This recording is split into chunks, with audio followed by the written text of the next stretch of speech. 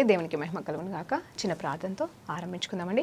పరిశుద్ధ గొప్ప దేవా, నీకు స్తోత్రం, స్తుతి, మహిమ, ఘనత, ప్రభావం చెల్లించుకుంటున్నాం నైనా.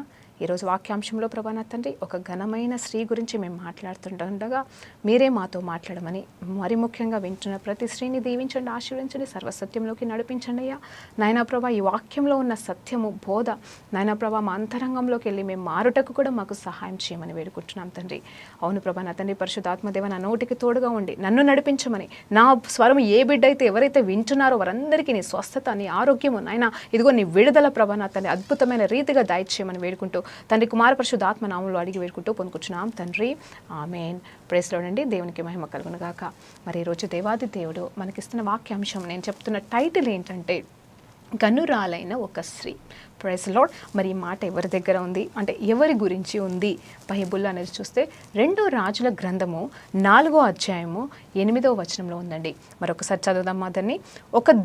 ఒక దినమందు ఎలీషా సునేము పట్టణమునకు పోగా అచ్చట గనురాలైన ఒక స్త్రీ, హల్లెలూయా, అచ్చట గనురాలైన ఒక స్త్రీ. ఈ స్త్రీ గురించి మనం ఈరోజు మాట్లాడుకుంటున్నాము. ఈ తల్లి మరి ఈ స్త్రీ ఎలా గనురాలయ్యింది, ఏ రీతిగా మరి ఆమె దీవెన పొందుకుంది, ఏ రీతిగా ఆమె మరి దేవునిలో దయ పొందుకున్న పాత్రగా మరి మిగిలిపోయింది అనేది మనము చూద్దామండి ఈరోజు. మరి దేవాది దేవుడు ఈరోజు నాకు అనుభవపూర్వకంగా అంటే మరి గత వారంలో జరిగిన కొన్ని సంఘటనలు బట్టి దేవాది దేవుడు మరి నాకు నేర్పించిన ఈ వాక్యాంశంలోకి వెళ్ళి మీకు నేర్పిస్తుండగా ఆత్మదేవుడు ఇది వింటుండగానే మీలోనికి, మీ శరీరంలోనికి, అవునండి, ఈరోజు దేవాది దేవుడు ఇస్తున్న మొట్టమొదటి వాగ్దానం ఏంటి అంటే స్వస్థత అండి. ఈరోజు అనారోగ్యంతో బాధపడుతున్న బిడ్డలు ఎవరైతే ఉన్నారో, మరి ముఖ్యంగా శరీరానుసారమైన అనారోగ్యము, అది ఎలాంటి వ్యాధి, నడినెత్తున కాలు వరకు మీ శరీరంలో ఏ అవయవంలో ఏ బాధ, ఏ స్వస్థత కోసము మీరు ఎదురు చూస్తున్నారో, ఏ స్వస్థత కోసం మీరు మరి పాకులాడుతున్నారో, హాస్పిటల్ చుట్టూ తిరుగుతున్నారో, దేవాది దేవుడు ఈరోజు పలుకుతున్న మాట, మీకు ఇస్తున్న వాగ్దానము, ఈరోజు మీరు స్వస్థత పొందుకున్నారు. ఆమేన్. ఈ అర్ధగంట సమయంలో నేను వాక్య పరిచర్య చేస్తుండగా ఆత్మ దేవుడు మీలోనికి వస్తుండగా, ఇదిగో ఆయన శక్తి కార్యములు రిలీజ్ అవుతుండగా దేవాది దేవుడు మిమ్మల్ని సంపూర్ణ స్వస్థతలోనికి నడిపిస్తున్నాడండి. మరి ముఖ్యంగా ఈరోజు శారీరక స్వస్థతని సంపూర్ణంగా మీ శరీరంలోకి పని చేస్తుండగా ఇవ్వబోతున్నాడండి. పొందుకోండమ్మా, విశ్వాసంతో పొందుకోమని దేవుని నామములో మిమ్మల్ని వేడుకుంటున్నాను. హల్లెలూయా, దేవునికి మహిమ కలుగును గాక. మరి గనురాలైన ఒక స్త్రీ, మరి ఈ స్త్రీ గురించి 2 రాజుల గ్రంథము 4వ అధ్యాయంలో కొన్ని విషయాలు, అలాగనే మరి 8వ అధ్యాయంలో కొన్ని విషయాలు రాయబడింది. ఈ 2 అధ్యాయాలను మనం పోల్చి చూసినప్పుడు మరి ఆ స్త్రీ, ఈ స్త్రీ ఒకటే స్త్రీ అయిపోయి ఉన్నది. ఈమెను ఏమని పిలుస్తాము యాక్చువల్గా మనం బైబిల్లో అంటే మరి ఆమెని సునేమీయురాలు అంటామండి. సునమైట్ ఉమెన్ అని చెప్తాము. సునమైట్ ఉమెన్ అని అంటే మరి దాని అర్థం ఏంటో నేను ఇంకా ధ్యానించలేదు, కానీ ఒక ఊరండి. సునమై అంటే ఒక ఊరు. ఆ ఊరిలో మరి ఆ సుమేమి అంటే ఒక ఊరంట. ఆ ఊరిలో ఉన్న ఒక స్త్రీ, ఈమె గనురాలైన స్త్రీగా మరి అక్కడ పేరు పొందుకుంది.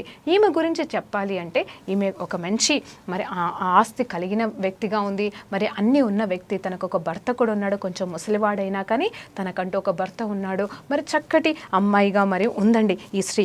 మరి ఇక్కడ ఏం జరుగుతుంది అంటే ఒకానొక దినమున మరి ఎలీషా గారు, మనకి ఎలీషా ప్రవక్త గురించి తెలిసిందే కదా, ఎలీషా ప్రవక్త గారు వారి పట్టణంలో అంటే ఈ స్త్రీ యొక్క పట్టణంకి వెళ్ళినప్పుడు మరి ఆమె గమనించింది, ఈ ఎలీషా గారు వాళ్ళ ఊరికి మరి వెళ్ళినప్పుడు అద్భుతాలు, ప్రార్థనలు, మరి అక్కడ మరి వారికి బోధన ఏం చేస్తున్నాడో, మరి ఏ రీతిగా అక్కడ ఊర్లో వాళ్ళకి మరి ఏ పని మీద, ఏ దీవెనకరమైన పనుల మీద వచ్చి వెళ్తున్నాడో మరి ఈ స్త్రీ గమనించి మరి ఏం చెప్పిందంటే, అయ్యా మీరు మా దగ్గరికి రండి అని చెప్పేసి తలుపులు తీసి వారికి భోజనం పెట్టడం ఆరంభించింది. అంటే ఎప్పుడు ఎలీషా గారు వచ్చిన ఆ ఊరికి వస్తే మరి వారింటికే వచ్చి, అంటే ఈ స్త్రీ ఇంటికే వచ్చి మరి అక్కడ భోజనం చేసి వెళ్ళేవాడటండి. చూడండి ఇక్కడ ఈ స్త్రీ ఏం చేస్తుందంటే ఒక దైవజనుడికి, ఒక గొప్ప దైవజనుడికి, హల్లెలూయా, ఎలీషా అంటే ఎవరండి, ఏలియా యొక్క శిష్యుడు. మరి ఏలియా తర్వాత మరి డబుల్ అనాయింటింగ్ పొందుకున్న ఈ ఎలీషాకి మరి ఆహారం పెడుతుందండి. హల్లెలూయా, దేవునికి మహిమ కలుగును గాక. మరి ఆ ఊర్లో అంత మాత్రమే కాదు, మరి ఎంతో మంది ఉండుంటారు ఆ ఇంట్లో, ఆ ఊర్లో.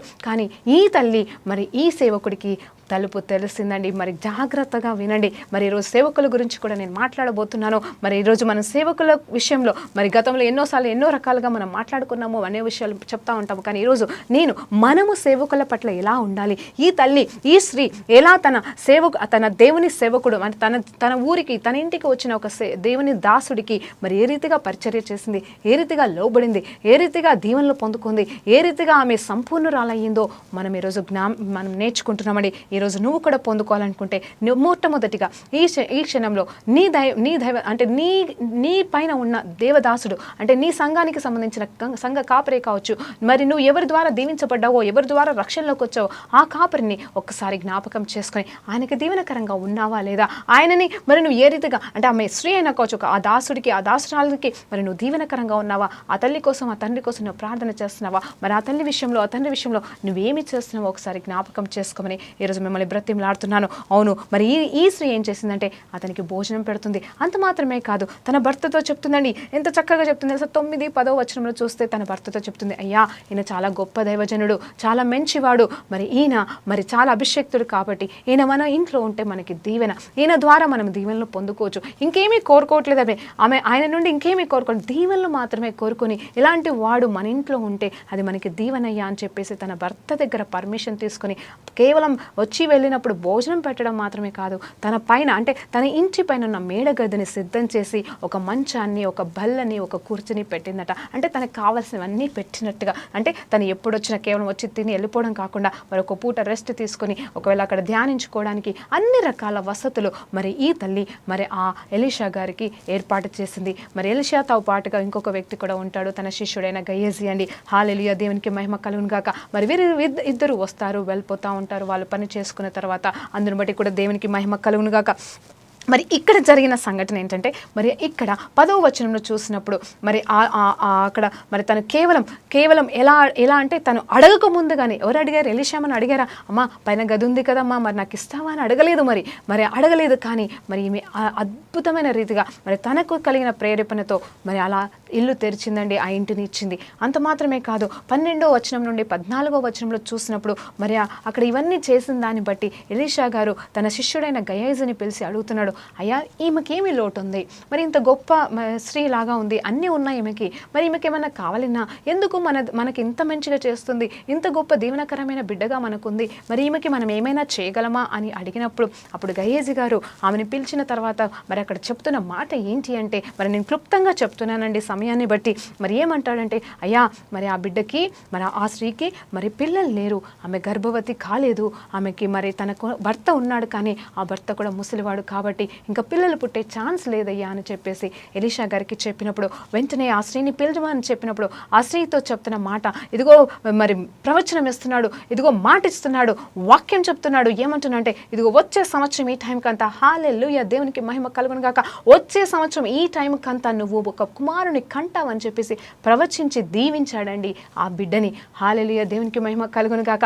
ఈరోజు ఎంతమంది అయితే హల్లెలూయా ఇదిగో నేను వాక్యం చెప్తుండగా ఎంతమంది అయితే పిల్లలు లేక బాధపడుతున్నారో, మీ కుటుంబ సభ్యులలో ఎవరెవరికి ఇంకా పిల్లలు కలగలేదని మీరు వేదన పడుతున్నారో, ఈ రోజు కనని గర్భాలను యేసు నామములో ఆదేశిస్తున్నా, అవి తెరవబడును గాక యేసు నామములో. అవును, వచ్చే సంవత్సరం ఈ టైం కంతా మీరు చక్కటి పిల్లల్ని యేసు నామములో కందురు గాక అని చెప్పేసి యేసు నామములో ఈరోజు దేవుని ప్రవక్తినిగా నేను ప్రవచిస్తున్నానండి. పొందుకోమ్మా యేసు నామములో. రిఖబ శందర మరి కలబ. ఇదిగో మరి ఆ తర్వాత అవంటుంది అయ్యా ఎందుకయ్యా ఈ మాట నాకు చెప్తున్నావు, అది జరగని పదినే అని చెప్పేసి తను వెళ్ళిపోయింది అక్కడి నుండి. కానీ నిజమే, ఎలీషా చెప్పిన మాటని దేవుడు రూఢీపరుస్తాడు కదండి, రూఢీపరిచాడు. అంత మాత్రమే కాదు, నెక్స్ట్ ఇయర్ ఆ టైంకంతా ఆమె నిజంగానే మరి బిడ్డను కూడా కనింది. కేవలం గర్భవతి అవ్వడం మాత్రమే కాదు, బిడ్డను కూడా ఆ సంవత్సరం లోపల కనిందండి. అది కూడా కుమారుణ్ణి, శ్రేష్టమైన కుమారుణ్ణి కనింది. ఎంత గొప్ప శ్రేష్టమైన కుమారుని కనిందో అది కూడా మనం ఈరోజు ధ్యానిద్దాం. హల్లెలూయా దేవునికి మహిమ కలుగును గాక. హల్లెలూయా దేవునికి మహిమ కలుగును గాక. ఈరోజు నీకు కూడా దేవాది దేవుడు ఆ కుమార్తెను దేవుడు ఇవ్వబోతున్నాడమ్మా.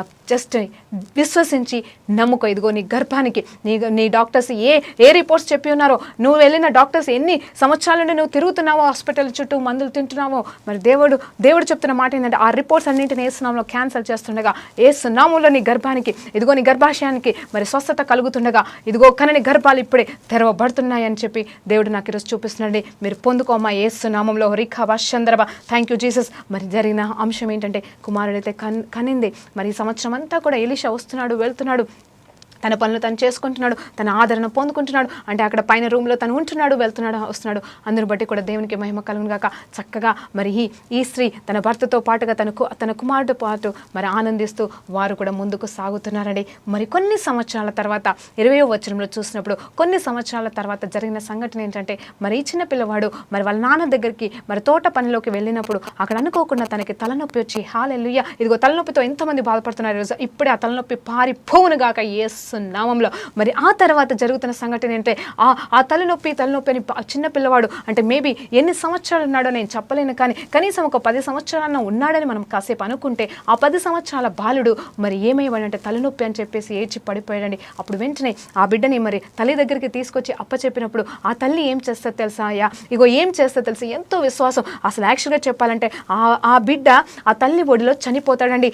Praise the lord. ఇక్కడ మరి మీరు వచనాలు చదివినప్పుడు 20వ అధ్యాయం నుండి 20వ వచనం నుండి 30వ వచనం వరకు చదివినప్పుడు ఆ పిల్లోడు కంప్లీట్గా చనిపోతాడు. ఆ చనిపోయిన బిడ్డని ఎత్తుకొని మరి 7వ తల్లి కానీ విశ్వాసంతో ఏం చేస్తుందంటే, ఇదిగో ఎలీషా గురించి తెలుసుకుంది కదా, ఎలీషా ఎంత గొప్ప ప్రవక్తనో తెలుసుకుంది కదా, మరి ఎలీషా ద్వారా మరి ఎలీషా ప్రవచనము ద్వారా మరి అతనిచ్చిన మాట వలన కలిగిన ఈ బిడ్డ చనిపోవడని విశ్వాసం కలిగి మరి ఏం చేసిందంటే, తన గదిలోనే ఎలీషా గారి గదిలోనే అదే మంచం మీద పడుకోబెట్టి తలుపు దగ్గరికేసి గమ్మున ఎలీషా దగ్గరికి పరిగెడుతుందండి. హల్లెలూయా, దేవునికి మహిమ కలుగును గాక. ఒక్కసారి ఆలోచన చేద్దామా. ఇక్కడ దేవుడు మాట్లాడుతున్న మాట ఏంటి అంటే, ఆమె చేస్తున్న కార్యం ఏంటంటే, ఆమె తన భర్తకు కూడా చనిపోయాడు. అవును, తలనొప్పితో బాధపడుతున్నట్టుగా కుటుంబంలో ఉన్న వారందరికీ తెలుసు, కానీ చనిపోయినట్టు మాత్రం తినకు తప్ప ఇంకెవరికి తెలియదండి.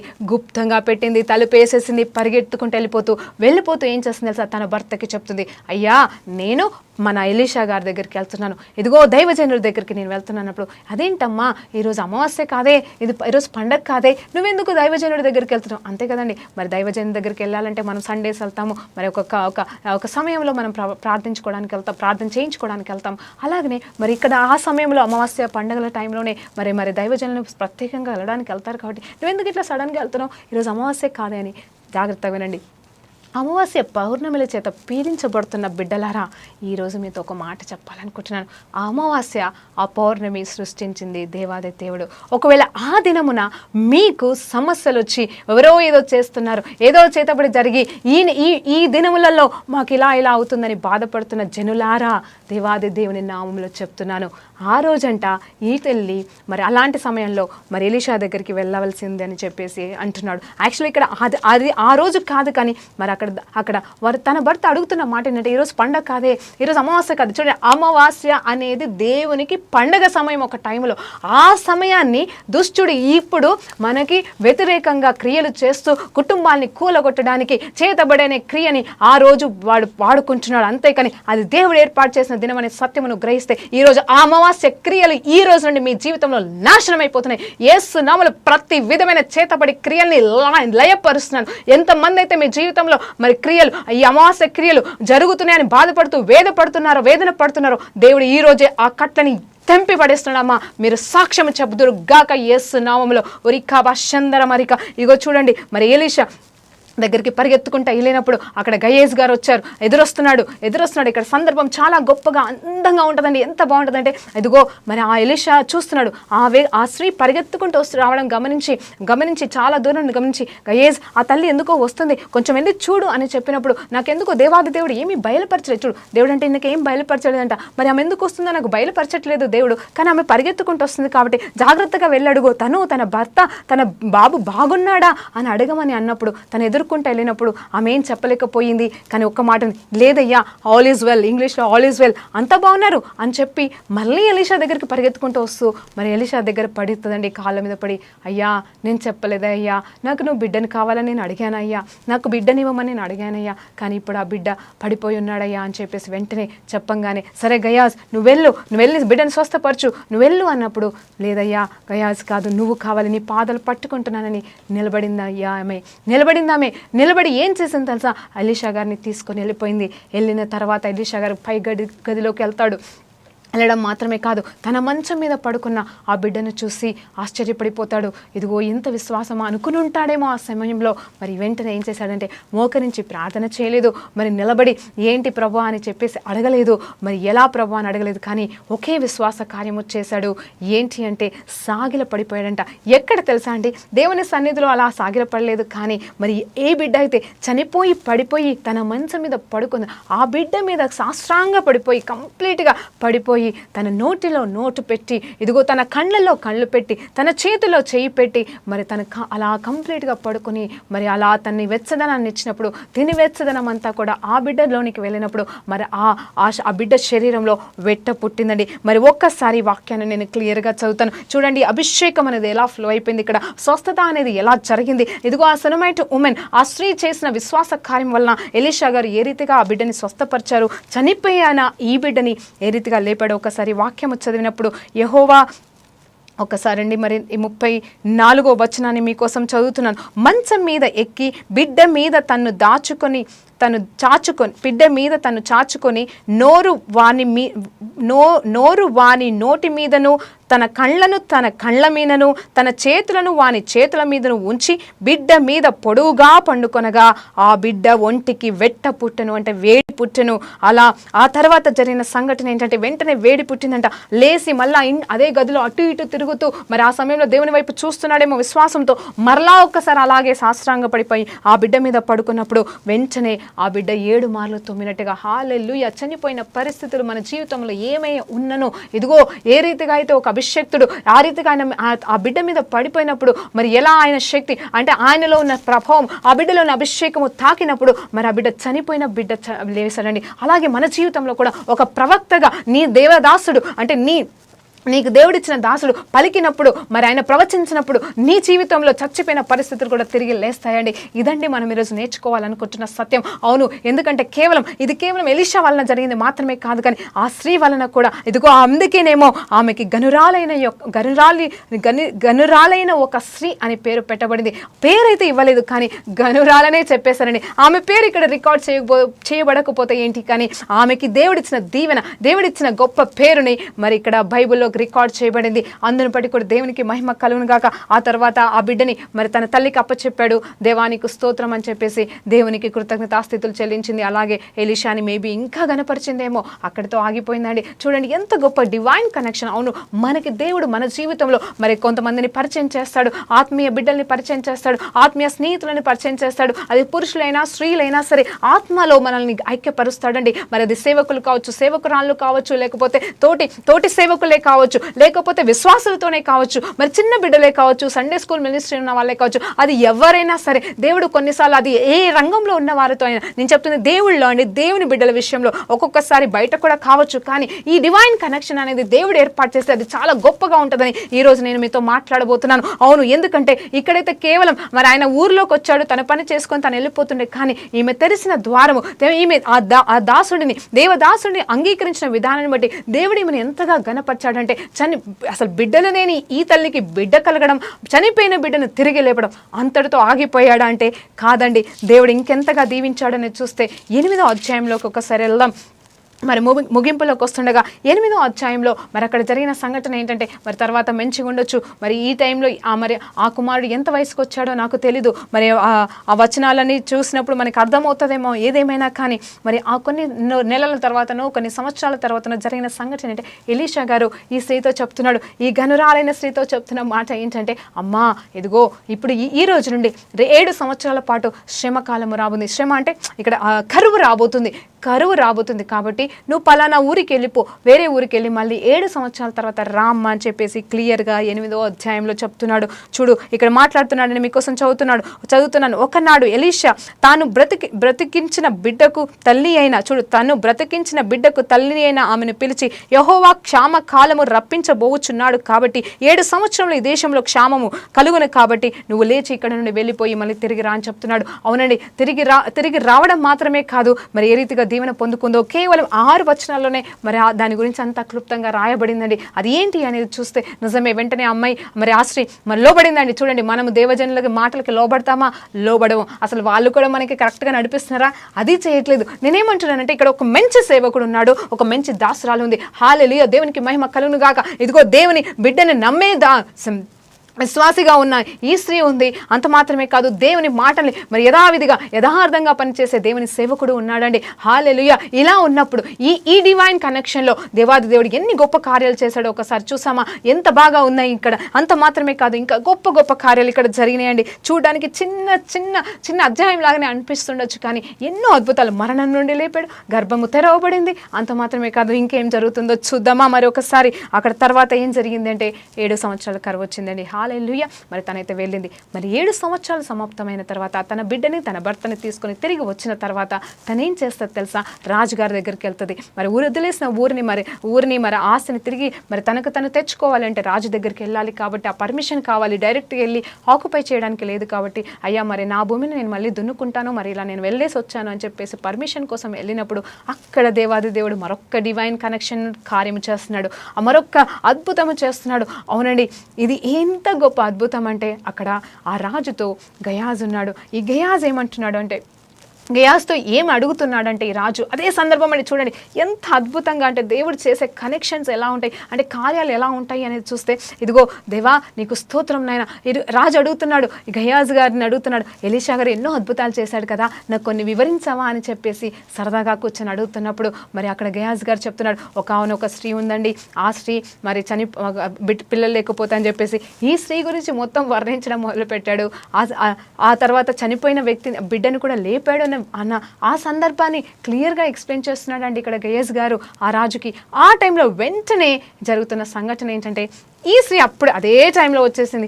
అదే టైంలో వచ్చి రాజు దగ్గరికి, అయ్యా నా భూమి అని అడుగుతుంది. వెంటనే గయాజ్కి వచ్చేసి, నేను చెప్పలేదు అయ్యా, ఇదిగో మరి ఎలీషా గారు లేపిన ఇదిగో బిడ్డ, ఈ బిడ్డనే ఇదిగో అదే తల్లి అని చెప్పేసి చూపించగానే, ఏం కావాలమ్మా అంటే, అయ్యా నా భూమి అంటే, నీ భూమి మాత్రమే కాదు, నువ్వు ఇక్కడ వదిలేసిపోయిన భూమి మాత్రమే కాదు, 7 సంవత్సరాలు చూడండి, 7 సంవత్సరాల కరువు. హల్లెలూయా. కరువు అండి, కరువు వస్తే పంట రాదు కదా. మరి ఇక్కడ ఏమిస్తున్నాడు తెలుసా? అక్కడ రాజు ఏం చెప్తున్నాడు, ఏమని ఆదేశించాడు, ఈమె భూమి అంతా ఆమెకి ఇచ్చేసేయండి. అంత మాత్రమే కాదు, 7 సంవత్సరాలలో ఎంత పంట వచ్చిందో ఆ పంట అంతా కూడా అసలు కరువే వచ్చింది, అక్కడ పంటే లేదు. కానీ నేను అనుకుంటున్నాను 7 సంవత్సరాల పంట లెక్క ఎంత ఉంటుందో, ఇంత పంట రావాలి కాబట్టి అది రాజు నిధిలోకి వెళ్ళి తీసి ఇవ్వబడిందేమో అని నాకు అనిపించిందండి. ఎందుకంటే కరువు అయితే నిజం, అదైతే అబద్ధం కాదు. మరి అది ఆలోచన చేస్తే మరి దేవాది దేవుడు ఆమెకి ఎంత గొప్ప కూర్పు ఇచ్చాడు అంటే, మరి కేవలం ఆ తల్లి చేసిన పని ఒక్కటే ఒక దైవజనుడిని తన ఇంటికి